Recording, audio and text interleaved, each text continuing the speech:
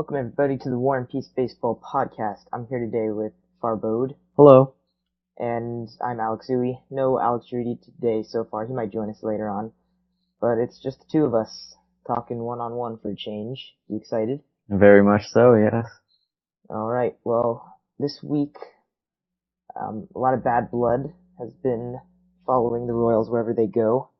And they took the fight to Chicago, where they had pretty much an all-out brawl with the White Sox.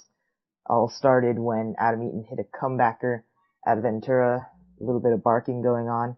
We'll get into more specifics as we talk about it more, but benches cleared, punches were thrown, players were ejected and suspended the next day. So, initial thoughts on this are that the Royals are just crazy baseball players that want to fight everybody, but, as always, there's more to every story. And, if you want to go ahead and share what you thought about this whole thing, go ahead. Okay, so I think that we all knew that, but at the beginning of this year, that the White Sox and the Royals would be rivals and they'd have bad blood because obviously they're in the same division. They're both exciting teams, but I think the Royals are taking their confidence over their heads a little.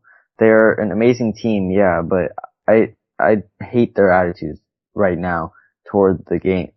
They all have a talent that millions of kids sitting at home watching them or sitting in the stadium who paid for their ticket watching them wanting to be in their shoes one day. I mean, you don't throw at guys. You don't yell F you to the hitter who's running down the line, the hitter who can't control where he hit the ball. It was a regular two-hopper. I mean, this is a message to the Royals. Don't take your talents for granted. Be a role model. Yeah. So, I'm gonna go ahead and clarify what I heard about this whole, chain of events that led to this whole thing. So, apparently, Ventura quick pitched Adam Eaton on the pitch that he hit there. And Eaton was yelling at him as he was running down the line to first base to start it off. And Ventura then yelled back the choice words that you mentioned already. And then there was a lot of talking, and then things got heated. The benches cleared very quickly, and apparently there was some other kind of scuffle among Lorenzo Cain and Jeff Samardzija, who were also among the players suspended. And Samardzija was one of the first players to throw a punch, I believe, which led to more madness and craziness. But that was regarding a totally different day. This was from opening day when Lorenzo Cain got hit by Samardzija. And it was just a lot of crazy things all coming to a head at one time. But I think the most important thing that you mentioned there was that they're playing with a lot of passion, but they're not keeping a very big picture approach with, the way the Major League Baseball wants to be represented. And, you've seen everything that they've been doing with this campaign and all the commercials and all the good publicity they've been getting this season especially. And then, obviously you're not going to be able to control everything that happens, but this is just the exact opposite of what you want to, be headlining the top stories of every week, because this is definitely headlining, what's going on right now. So, I do not agree that the White Sox and Royals do have to have this rivalry because they are both contending teams. I think that's totally different than being a rival, because no, obviously, but I'm just saying that we knew that these two teams, that they were both exciting teams from the beginning of the season. They both just want to be that. They want to one up each other, and then I don't know that they're very. I thought they'd have some bad blood, not this much. I knew the Royals and Tigers would have something, but wow. Yeah, but I think that's just a distinction. You make it sound like these teams are destined to be rivals when it's not really the case. I mean, I think the Royals and A's were more, set to be kind of rivals after last year's wild card, and there's a story behind that. But it's just a lot of different situations that all focus on the Royals right now. And the Royals, it's not I'm not gonna go ahead and say that they had nothing to do with this, because there were a lot of things they could have done differently to avoid all this bad publicity, of course, but I think we can't dwell on it if we want to see the Royals for what they are, and I think they will show up to be a little more classy in the future. I expect them to be a team that learns from this kind of. They're all young guys. They have plenty of time to learn. Exactly. So, don't make this your image of the Royals for long periods of time. So, I should probably go ahead and mention the players that were suspended were Yordano Ventura, Edison Volquez, Lorenzo Cain, and Kelvin Herrera, as well as Chris Sale and Jess Samardzija from the White Sox. So, those are just the facts on that. All kinds of fines been thrown around and everything, people appealing suspensions and all kinds of technical mumbo jumbo, but those are the facts of that. So, it's headlining the news, even though it's not one of the happier stories. And another story that is not so happy for the Cardinals is that Adam Wainwright is likely going to be out for the year. Had some problem with his Achilles, it seemed, after an at-bat this weekend series against the Brewers, and he had to leave the game. He's having an MRI within the next couple of days here, and they're going to know for sure, but it seems like they're going to be without an ace for a while. So, as many teams are right now, it seems, which is shocking. You never want to see aces that are out of the game, but, there's a lot of aces that have been missing this year from the game, and here's another one. So, what does this mean for the Cardinals, though, as far as their bullpen goes, and as far as their chances on holding down the other hungry NL Central teams that are working their way up? Obviously this sucks for the Cardinals. When you lose your ace, especially a guy in Adam Wainwright, it sucks, especially with the type of injury he got. Honestly, when Max Scherzer said he wouldn't be against having DHs in both leagues because of that type of, how he got the injury, it was pretty interesting. But I feel like every year the Cardinals go through something like this, some sort of big injury. Yachty was last year. Chris Carpenter a couple years ago. Yeah, really going back in time there. Yes, I am. Wainwright was out like the year they won it. I forget when it was, 2011. Yeah, Wainwright was out that year. So every year I feel like the Cardinals go through this, but right now they've started off well. I feel like they have enough depth that they can just put in someone that can be a decent starting pitcher and get them, because they're a great team, get them to the playoffs. And overall, I think the Cardinals are fine, even when they don't. Even when they lose their ace. Yeah, I mean, you talked about depth. They have 3 potential candidates in the minor leagues that are definitely major league ready to take over in the 5 spot or whatever. And you got some bigger pitchers with the Cardinals that can definitely throw you quality games against other aces of other staffs. Lance Lynn, for the most part, has been throwing very well the last couple years, and who else was I thinking of? Blanking at the moment, but Walker, yes, that was the other one. Carlos Martinez. Martinez, yeah, he's a young guy, but Walker and Lynn are definitely guys that can take over against other aces and continue to stay afloat, which is the goal for the most part when you have a guy like that go down. And it's a little bit different situation with this team that is at the top than your teams like the Rangers, who've lost Darvish for the year, or the Marlins, who has been missing Jose Fernandez and are trying to be contenders but haven't really proven themselves as much as the Cardinals. So I think they're in a much better position because of their depth and, of course their lineup is very good at scoring runs, and I don't see them running into problems. I'm holding on to that division. I'm not saying they're going to run away with it, but, your team is always going to be better with Adam Wainwright in your number one spot, and that's not going to be the case right now. So that's just how it is. Not much else to say about that. But we'll wrap up that story. And why don't you go ahead and explain our next story, considering you are the Angels expert of the two of us here. So if you would please go ahead and tell us about Mr. Hamilton's happenings. Mr. Josh Hamilton. Where do I start about Josh Hamilton?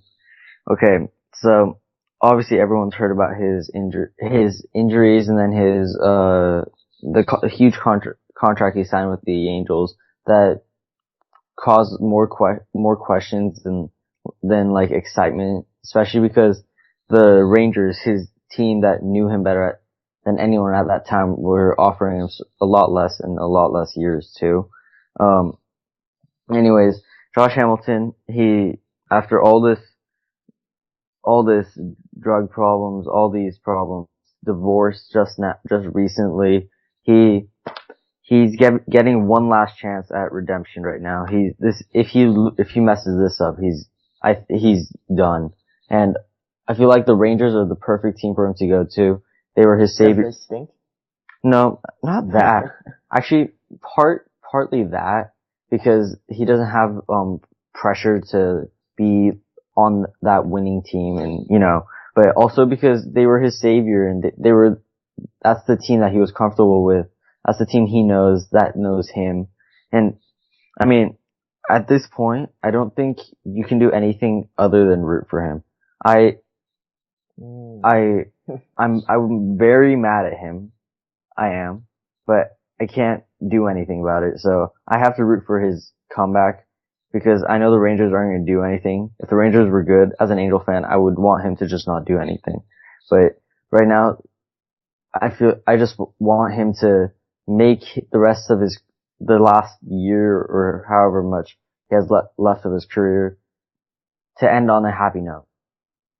So when you say you want him to succeed, or you want to root for him, are you saying you want to root for him not to become a drug addict that has extreme problems and depression and ends up ruining his life in that regard? Or are you just, because are you rooting for him to become the Josh Hamilton of old? Because that seems a lot less likely in this.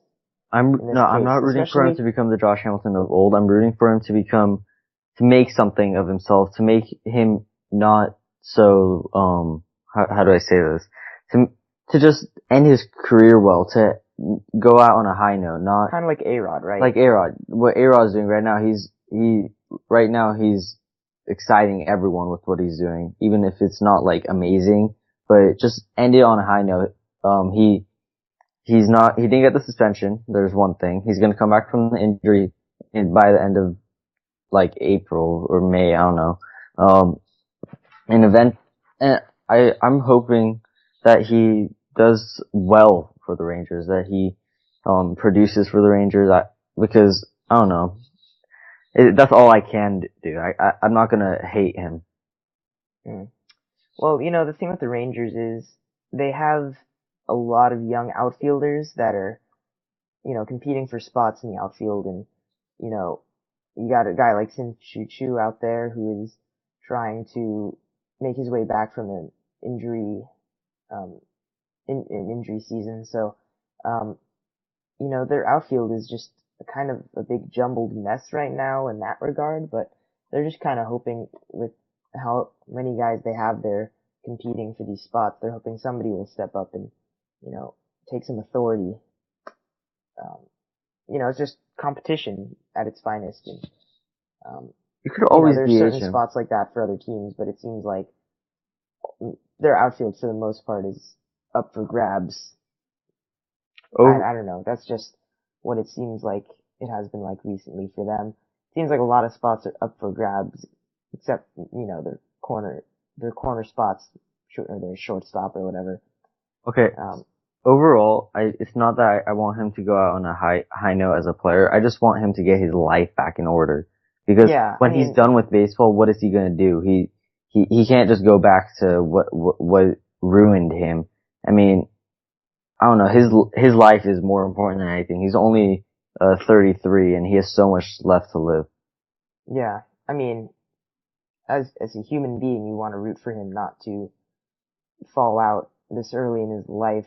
And if baseball is what it takes to get him back on track, which clearly wasn't in Anaheim, where he was getting a lot more pressure than he needed from fans and just the whole media outlook there with the big contract and his underperformance.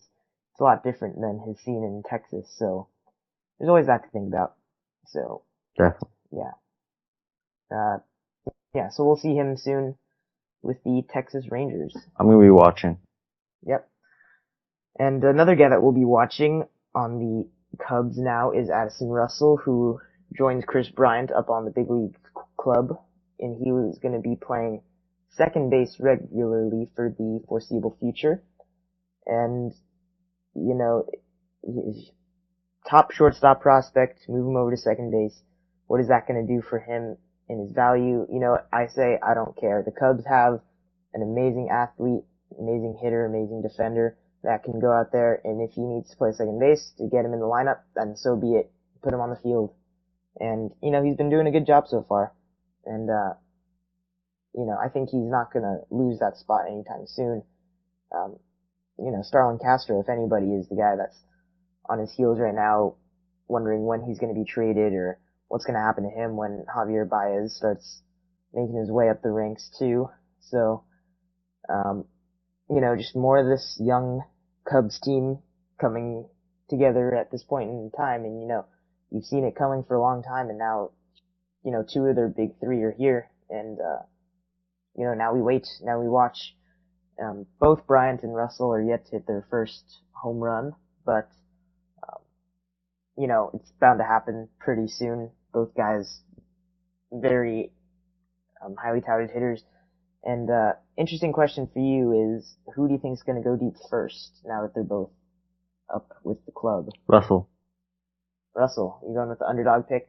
Yeah, I mean, both these guys have already hit some balls off the wall to deep in the outfield, so, whoever's working harder in the weight room, I think, is going to go yard first, and it's going to be tough. I'm going to go ahead and say Bryant, just because he's Chris Bryant. No, I understand that, but then is just as likely as anybody. Yeah, he's okay. Bryant has amazing power. Russell's amazing player. Both of those guys have so much hype around them that I don't know, their home runs, especially with Bryant, who's there for his power and exciting bat. That's why I think Russell's gonna hit it first, because Bryant has just a little bit more media attention than Russell does. Just because he hasn't hit that yet. Okay, there's media attention and then there's baseball attention. Chris Bryant comes up, he's in the 4th spot right away. Yeah. No questions about it. Addison Russell is sitting there in the 9th spot. I think this last game they hit their pitcher 8th. And, you think, down at the bottom of the lineup, he's gonna get a ball to run into, and, it's just gonna see who runs into the fastball that they can handle first, or whatever pitch they can handle. Chris Bryant in the 4th spot, not going to get as much to hit, obviously. And, I could kind of expect that too, Oh, yeah. Draws his walks, very patient as a rookie. And, I'm excited for this team. You don't have to hit 40 home runs if you're drawing walks and getting on base all the time. If they're scared of you already in this point in your careers, take it. Take your walks. I'm excited for this team. I'm enjoying watching who Billy Bean gave up for the half-year rents of Hamill and Lester. Just Samardzija. Samardzija and Lester, my bad. Not Lester. No, Samardzija and Hamill. Sorry. Yeah, there you go. Yeah, Lester's on the Cubs now. I'm excited to see what they gave up, especially because how hyped up he is about, he's supposed to be the next Jeter apparently, but better defensively and better offensively, so. He's like Jeter, but better. Yeah, it's like Jeter 2.0, and I can't imagine that right now because of how great Jeter was. Yeah. So. And it seems like this guy's been a prospect forever. He's just top prospect Addison Russell. He's only 21.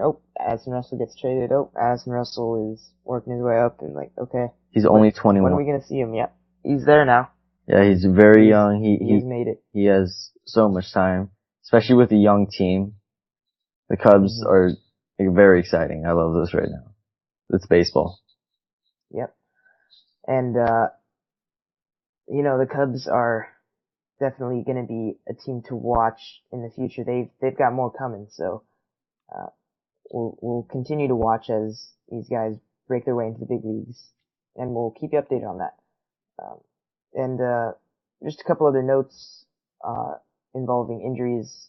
Ben Zobrist, Yasiel Puig, and Shane Victorino among some of the more notable players to hit the 15-day DL this past week. Zobrist having some minor surgery, and Puig and Victorino both dealing with hamstring strains or something or another. No, oh yeah, no, I thought you said, Zobrist had the hamstring. No, Zobrist has the meniscus surgery that he's having. Meniscus, yeah. Puig and Victorino just, playing it safe. But, interesting thing with Victorino at the very least is, the fact that the Red Sox have a very overcrowded outfield, and, you got Rusney Castillo down in the minor leagues. That's what I was saying. That's what I was thinking. And you still have enough depth in the big leagues without calling him up. They haven't called anybody up yet, so they're still rolling with Daniel Nava and Alan Craig. And of course they have Brock Holt, the machine, the utility machine, everywhere and anywhere that he can play. So, no problems there for the Red Sox as of right now. It's just kind of an outfielder down. Okay. I guess next guy in line. I mean, I just want to see the player that the Red Sox paid all that money for. I don't want him to be in AAA, but I don't know. Mm-hmm. And for me, I'm almost more frustrated that Brock Holt is not an everyday player like he was last year. He's so good, and that shows you how many outfielders the Red Sox have right now. That I'm telling you, he's rising up the ranks on my list of favorite baseball players, and I'm a Yankees fan, so he is like the super utility man, knows the dirt, diving and sliding and making amazing defensive plays everywhere and hitting for high average and just doing it all for he's still getting better too. Yeah, and he's been swinging it hot to start off the season when he does play. He's accepted his role. That's great. I think, yeah. And I don't know. And, just talking fantasy wise, his eligibility is nowhere near what it should be. He's only got 2 positions or something. I think he's played 4 or 5 different positions already this year, and he played more last year, so I don't know what you're doing, ESPN. You gotta get some more positions next to that guy's name. Right. And he will be a lot more valuable. So, yeah, kind of transitioned into talking about fantasy players and just interesting developments and, batters that have been really showing up at the plate as of late. It's always nice to talk about that, fill you in on some fantasy news, and hopefully give you a little bit of advice while we're at it. So, anything noticeable for you in the last week, year? Week year. Sorry. I thought you said week year. I was confused. Year. Week year, month, day thing. Yeah. One thing I've noticed is that Aegon's gotten colder. Okay. He's still batting 400, but he's gotten way colder compared to how he started. What else? I don't know. Matt Joyce has been he's been doing terrible for the Angels right now. He just broke an 0 for 26. Oh, well, good for him. Yeah. Okay. That's some interesting fantasy news, I guess. I don't think Matt Joyce is among one of those players that are in many people's leagues anyway, but. True. Very true. Just looking at the stats, Nelson Cruz is still pretty good. That we talked about last week with their, hot starts to the season that are sticking around at the top. DJ LeMahieu, one of those guys sticking around with a 419 average at this point in the season. And, Jose Iglesias sticking around with a 379 average. Teixeira. These guys that are okay, they're having fun at the beginning of the season. Let's watch their average go down. They're gonna hold out as long as they can, of course. Teixeira had a great last week or so. I was just going to bring him up too. If you're looking for home runs and RBIs, Mark Teixeira is your man. Taking advantage of that short porch again. Have you seen some of his home runs that he's hit that are just towering fly balls that barely get out at Yankee Stadium? Right there. That's how you do it. That's the life right there. Oh yeah. Power hitting switch hitter on the left side that just arcs some fly balls over the wall in right field there. So, I'll take it. Not quite enough to catch up to Nelson Cruz, who's still hitting them. He's on cruise control, as they say. Funny. That'd make a good fantasy team name. Yeah. Yeah. Inside joke. Yeah, so he's holding off Hanley Ramirez and Mark Teixeira. You've got 9. Those guys got 8.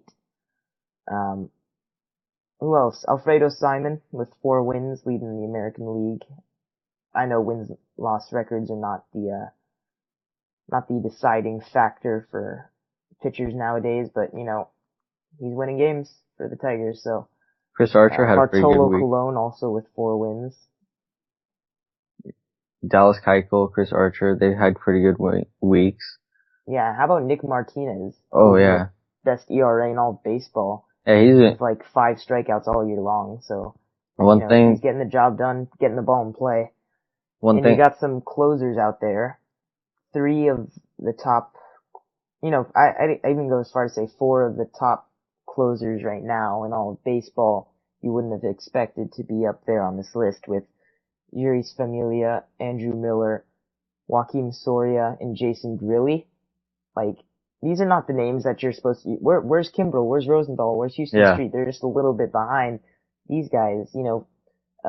Familia has taken over since Mejia's suspension, and Andrew Miller was not expected to be the closer. Everybody's looking at Betances with anticipation, and Joaquim Soria taking over for Joe Nathan, who's hit the DL also and is going to miss some time. And Jason Grilli, who everybody thought was a washed up old guy who had a nice half season with the Pirates, or a nice full season with the Pirates, and then couldn't find it after that. 7 saves so far with the Atlanta Braves. So, those are just a few names from your closers. And, I like all these low-key guys that are making a name for themselves. Like, you brought up Nick Martinez. One thing I've noticed this year is that he's being comfortable with his curveball a little more. He's throwing it in fastball counts. He's not walking as many guys. And that was the point that's where he struggled a little last year. And this year he's gotten better. He's still young. He's making a name for himself right now. Yeah. And I think that's the case with a lot of pitchers. Becoming comfortable with your secondary stuff is the most important part of pitching. Trusting that you won't hang it and have it get destroyed is big. Right. This is just, pretty basic stuff that's going on. Anthony DeSclafani with Cincinnati also, showing off a 1.04 ERA so far to lead the National League. And, that's not the Cincinnati guy you thought would be there. Where's Johnny Cueto? Okay. DeSclafani will take him. Trevor Bauer still seems like he knows how to pitch. Mm-hmm. Scott Kazmir showing the world he can still pitch too, after a kind of rough last half of the season last year. And, how about a Danny Echeverria with 16 RBIs, up there with Paul Goldschmidt? Wow. Yep. Doing work, buddy, at shortstop there. He probably weighs like 100 pounds or something like that. I probably weigh more than him. Yeah, I mean, he weighs just a tad bit more than D. Gordon, who is hitting 390 right now. So they're the lightest team in baseball. I guess Stanton tips that scale pretty well though. So Stanton and Morse kind of help them. Yeah. So yeah, they're the least consistent weight wise as far as baseball teams go. If that's important to you out there, then you heard it here first. But yeah, those are a bunch of names that we just rattled off for some fantasy advice, I guess you could say. Not so much advice as just, listing as many names as we could possibly think of or find that are surprising the world with their stats. So do with that what you will and prosper in your fantasy leagues. And as for fantasy leagues, we of course started our fantasy competition among the War and Peace Baseball podcast members. After the first week, you are leading the pack with 88.5 points, Farbode. How do you feel? Very good. I can tell you're very excited about it. Got Alex Rudy with 67 points after him, and then little old me with 63 points at the bottom. Yeah, both of us did not really think to pick a starting pitcher that would throw twice that week. So, Farbode, kudos to you for picking a pitcher that started twice. Thank you. But yeah, you had a pretty nice selection overall with Chris Archer there as your starter. Had a very nice game today. And Yeah. of course, you can't go wrong with your other guys. But, yeah, so we're ready to go ahead and begin the second week of this competition. So, of course, Alex Rudy is not here as of right now, but we will get his picks in for us, as we go through and give you our players for this week. Do you have them prepared? Just wondering. Me, I have a couple of them. Yeah. Yeah, okay. Aren't we gonna do the draft like we did last week? Or Yeah, I think that'd be a good idea. I mean, it's gonna be kind of difficult since Alex Rudy's not here. I think we should just ask him. You know, we can still contact him. He's just not able to talk right now. yeah. What players he wants to go with, and we'll go ahead and give ours, and hopefully no conflict. So, this is a little bit of a delay as we're trying to get a hold of him, though. I think while we wait, it would probably be wise There's to... his first pick. Oh, okay, you just gave us his first pick, so I guess we're doing this now. So, Alex Rudy with his first pick is going with Joey Votto. Very nice selection. He was off to an extremely hot start to the season and has cooled off a little bit since then, but, you know, I guess he's still hanging around there. So, who are you going with? Cole Calhoun. Cole Calhoun. The Angel fan is pulling out the scrappy... What is he in the lineup? Leadoff hitter? Is he a leadoff hitter? Yeah. Yeah, scrappy leadoff hitter with a little bit of pop. I'm gonna go ahead and do my pitcher now. I'm gonna go with David Price. I do know he's pitching twice this week, so beware. Good for you. Yeah, made it nice pick. Oh, it's me again, isn't it, since we're doing a little bit of a snake draft here on me. I'm gonna go ahead and go with the skinny Marlin, not Echeverria, but D. Gordon, because I like the way he's been swinging the bat. I think he's not ready to let his average drop quite yet. So that is my first hitter. Who is your next pick, Farbode? I was about to say Chris Archer, but no. Zach Greinke. Okay, you're going with Greinke this week. Rudy picked him last week and got some good value out of him. He had a nice start there for the Dodgers. And we're waiting on Rudy's next two picks here. I guess while we wait, we can talk about some of our selections a little bit more as we go here. I'll mention I picked David Price. Of course, he's starting twice this week, one of them being against the Twins and one of them being against the Indians, both in their division, and, you know, Price is looking to bounce back from a rough start against the Yankees. I don't expect a guy like that to go out there and get shelled twice in a row. Not a competitor like David Price, so, I'm looking for him to bounce back from a rough start in New York, not in New York, but against New York, in a snow game, actually. Got some flurries going on early in the game. I'll mark that one up to the snow that threw him off his game there, so. If that's an excuse enough. No. No, it's not? I don't accept it. You would be at top form if you were pitching in the snow. Maybe. Maybe? Okay. Southern California boy. Actually, no. Actually, no. Yeah, that's right. So Alex Rudy has decided to go with Johnny Cueto. Sticking with the Reds theme, I guess. He's gonna go, all in with his Red Stars and, waiting on one more pick.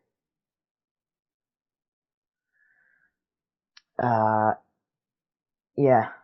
I guess it'd be fine if you gave yours and I gave mine. I doubt we'll have overlap, and if we do, I mean, you guys aren't gonna take mine, I know so that. be it. Yo, it's your pick anyway, so go ahead and give him. I'm gonna give, a random one. I'm picking him because he's been hot recently. CJ Crone. CJ Crone. Sticking with the Angel DH for the thing. Angels. Is he playing any outfield or DHing or what's He's he been up to? DHing, and then he played first today. He gave Pools the day off at first. Okay. He went 4 for 4 today, I think. Okay. So I do have one more pick.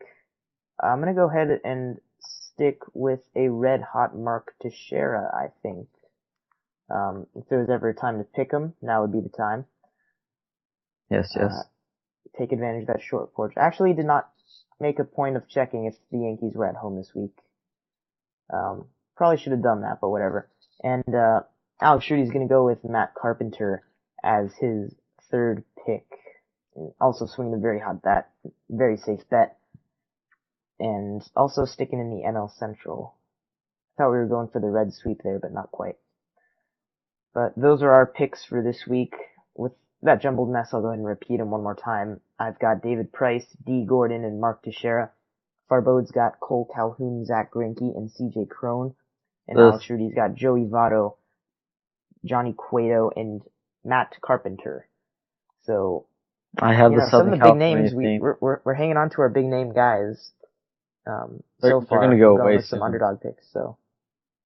Yeah, after like a couple of weeks, you're gonna start seeing some picks that you wouldn't see normally because we'd run out of them. But yeah, it's more fun this way anyway. Yeah. None of us has picked, guys like Miguel Cabrera, Victor Martinez, Mike Trout has not even made our list yet, so, we're waiting on those guys, I guess. Or we're just stupid. One of the two. I think we're stupid. I think that's probably the general consensus, yes, but, I'm gonna go ahead and say we're just waiting for the right time to strike. I like that better. Yeah, so that's gonna conclude our little fantasy competition updates. We'll fill you in on the scores next week. And we are gonna go ahead and move into our power rankings again. Our top 5 teams right now, the hottest teams in baseball right now. You say yours. Okay. Not tipping off your lack of preparedness, but, I'm prepared. I'm prepared. I'm just allowing you to go first. Oh. I'm being nice. Okay. So, I'm gonna go ahead and say my number 1 team right now is the Houston Astros, the 11-7 Houston Astros. Wow. They're winning games. They swept the A's this weekend, taking care of business in the AL West, and they're 7-2 on the road, and they're under 500 at home right now. So those numbers are obviously gonna even out in the other way, but they're winning tough games right now with not very much pitching. You mentioned Dallas Keuchel is showing up to work, and their offense has been doing just enough for them. Their bullpen has gotten a lot better, like sneaky better. Yeah, they've got guys like Neshek and Luke Gregerson that are holding it down at the end of the game now, which is really cool. And of course, they've got Sip. I forget his first name, but the Tony. Position player, pitcher, relief pitcher guy. Tony Sip. Tony Sip, yeah. So, liking their bullpen. And speaking of the Astros, did you know that there was a Jose Altuve documentary that MLB Network released today? Was there? Yeah, there was. I watched it earlier. Big Dreams, Jose Altuve story. Big dreams because he's 5'5". Yeah, it's funny, isn't it? Yeah. Yeah. He's a beast. Yes, I know. Don't you forget it. He's shorter than me and he can hit a ball 400 feet. He's a beast. Yeah. And he weighs like twice as much as you, so. That's, yeah. Be careful what you say around him. Yes. My number 2 team, I'm gonna go with what most would consider the hottest team in baseball, the Mets, despite losing 2 of 3 against the Yankees in this series, they are still 10-0 at home, which is unbelievable, and they're 14-5, first place by a good margin, and I am excited to see what they can do when they even get guys like David Wright back and Travis d'Arnaud back in action. So the rookies that they've got filling in are doing the job right now for the most part, and their pitching is still led by Matt Harvey, and those names do not change. They're some of the most consistent pitchers in the game. Even the guys like Jonathan Neese and Bartolo Colon are going to give you quality outings pretty much every time. And yeah, that's what I got for the Mets. And my number 3 team is going to be, it was going to be the Dodgers, but then Yasiel Puig officially hit the DL, but I'll go ahead and stick with them anyway, even though they've had some injury troubles. Again, a team that knows how to win and take care of business in their division for the most part. They did struggle against the Giants earlier this week, but, you know, they're still holding on to first place in that very tough division right now. And, they're gonna have to play some good baseball later this week. I believe they have a couple series against their interdivision, competitors, so, I think they're the team to do it though. They're definitely showing that they can swing it still, and Greinke and Kershaw can't go wrong. My number 4 team right now is going to be in the Central with the Tigers, who are also holding down first place there and have finally broke ahead of the Royals, who are also off to an incredibly hot start. But with their record and hot-headed start, I guess you could say. See what I did there? Very, very funny. Yeah. Ha. Oh god. I hate myself. Good. Okay. The Tigers though are still gonna be at the top of their division as long as their lineup continues to produce the way it has been. And David Price was not David Price's last start, as I mentioned before, but, you know, he's gonna be back to form. No doubt there. So, my number 5 team right now will be the New York Yankees. And I know I'm a Yankees fan here, but, they've been doing the work. They've got first place in their grasp right now with the Tampa Bay Rays, which is what a lot of people did not expect. As a baseball, you can never expect probably anything. the exact opposite standings right now, with the Baltimore Orioles and Blue Jays 1 game under 500 in last place. You know, Mark Teixeira's been swinging a hot bat. A-Rod is 1 home run away from tying Willie Mays, so, you know, he's swinging it, and, you know, I think they're gonna swing it just enough, and I think that's gonna be the key for them, is to pitch just enough and to hit just enough to win games, which is kind of what the Mets have been doing too, just more successfully. So, that's my top 5 right there though.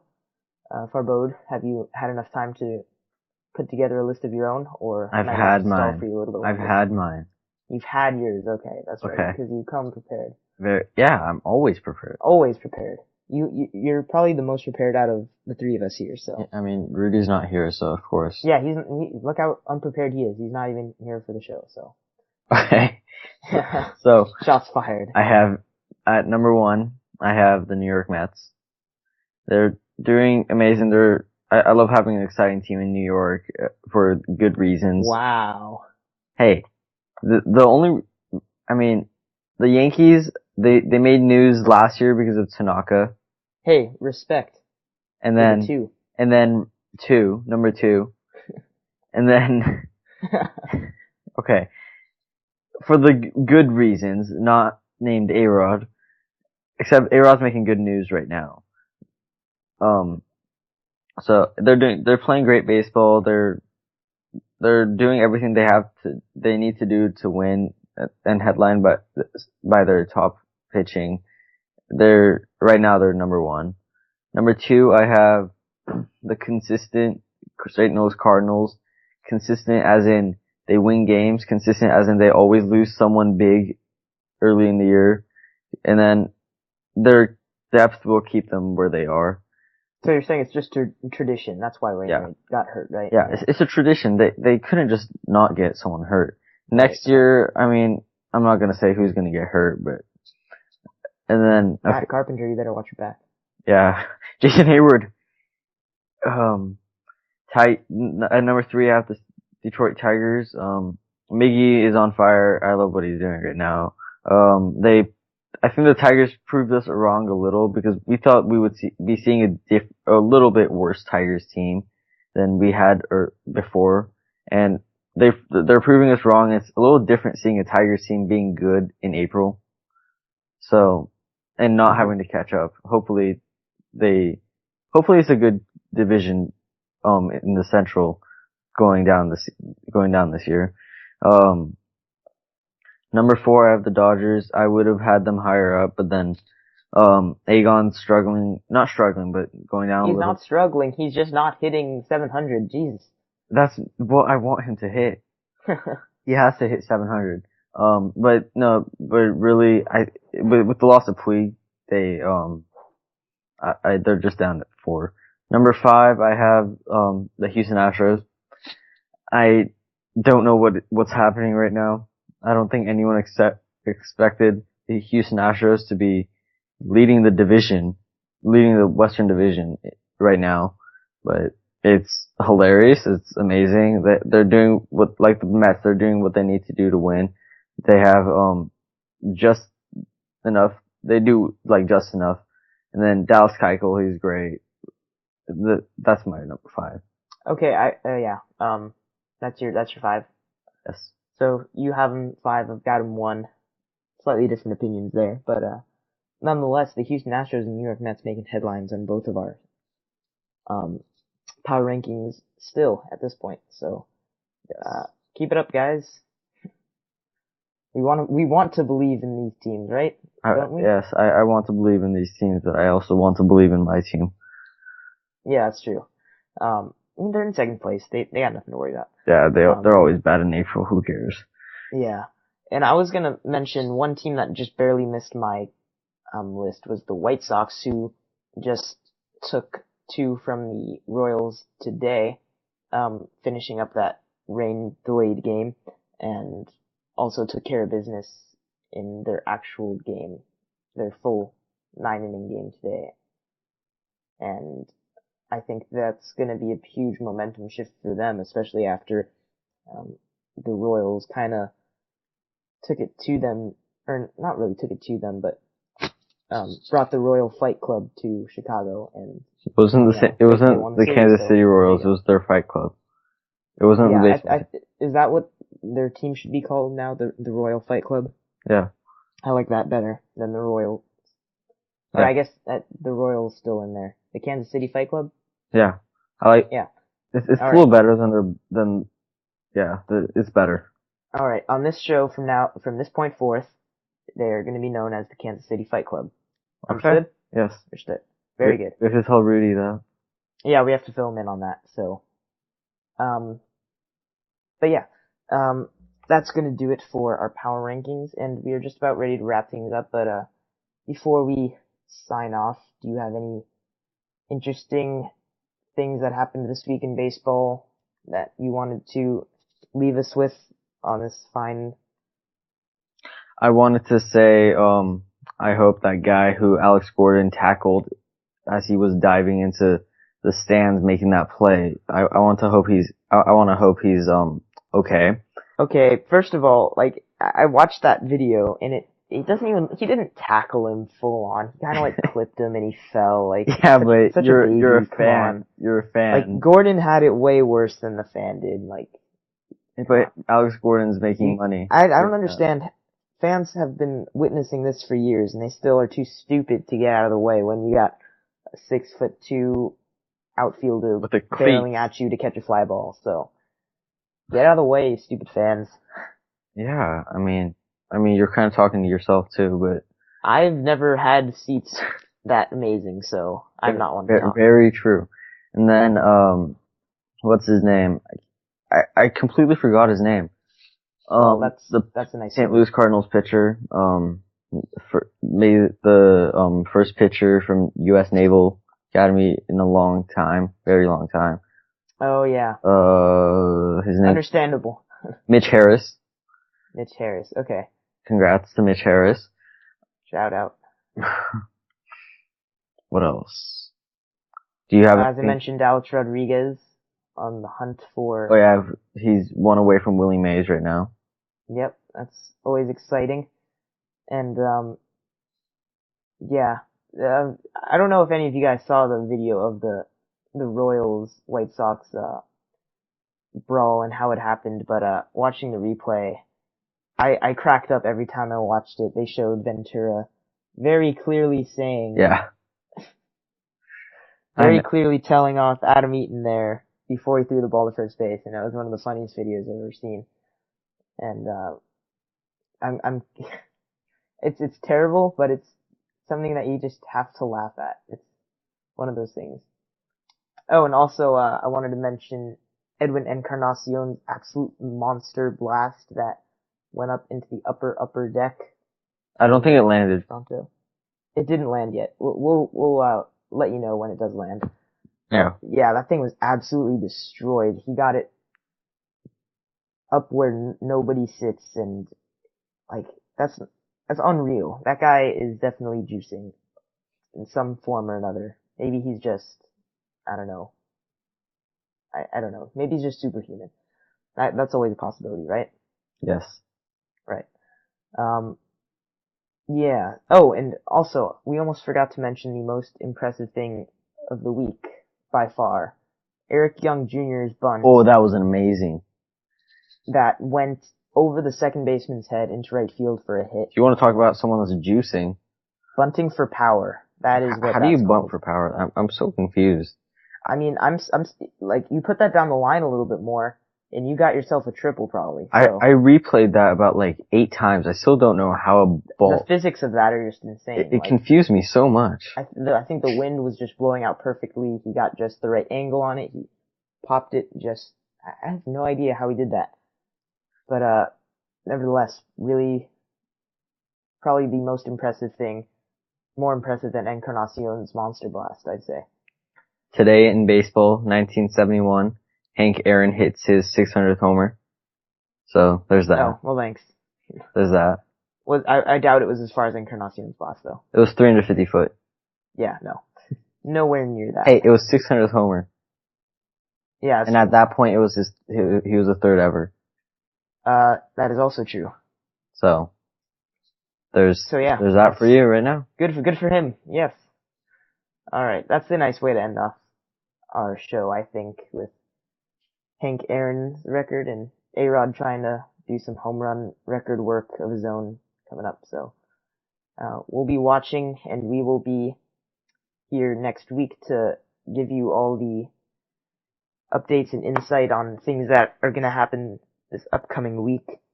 And of course, feedback is always very much appreciated. You can email us warandpeacebaseball@gmail.com or tweet us at WPB_podcast on Twitter. And Farbode, I believe you also have a new account to share with us today. We also have an Instagram. I have to get that name up for you. War_peace_baseball. That's our Instagram. All right. Love our consistent usernames, and follow us on anything you want, and please leave us feedback. Of course, we will accept it graciously. Any insults or unfortunately, we won't. I like how that's the first thing that off. comes to my mind. Like, if you have any insults for us, leave them in the comments below, and we'll graciously accept them. But we won't kick anyone out. If you have nice things to say too, that would be cool. I don't know. We'll take anything good. We'll take anything. We'll take anything. Period. We'll take any insults, but we won't kick any of our guys off. I'm sorry. Right. We will not tolerate that. We will get the Kansas City Fight Club up on you. So we'll get the War and Peace Baseball Fight Club. War and Peace Baseball Fight Club. That's the new name of our podcast too. I don't know if you got the news on that, but okay then. Yeah. So that is gonna do it for our little one-on-one podcast this week. Alex Rudy missed out on a good one, I think. Wait, I lied to you. Yeah, so let us know No, in I the lied comments too. too how much you missed Alex Rudy, and we will see you next week. Wait. I lied to you. You lied to me. About what? Hank Aaron tournament comes tomorrow, not today. God damn it, Farbode. Well, this thing is going to be uploaded the day after we record this. So, Sorry. I mean, I'm not dating content. We are recording this whenever, and you will, screw it. You ruined all our plans, Farbode. Now they know that we're recording this on Sunday. I mean, How dare you? I'm sorry. Yeah. I apologize. Yeah. So let us know in the comments how much you enjoyed this podcast without Alex Rudy. I'm just kidding. We love you. Anyway, that's it. Farbode. Adios. Adios. Adios. Do it again. Adios.